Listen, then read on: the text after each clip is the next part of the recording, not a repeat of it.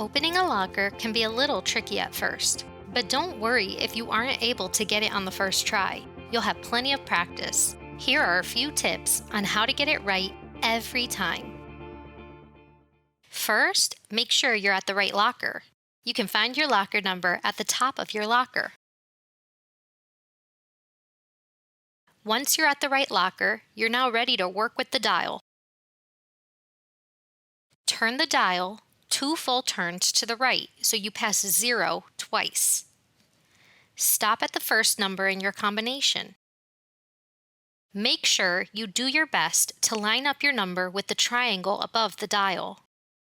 Turn the dial 1 full turn to the left past the first number in your combination. Stop at the second number in your combination.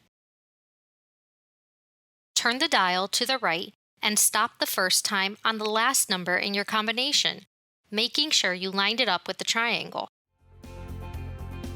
Now pull up on the handle to open your locker.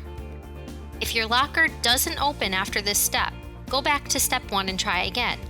Take a deep breath and slow down. Keep trying. You've got this.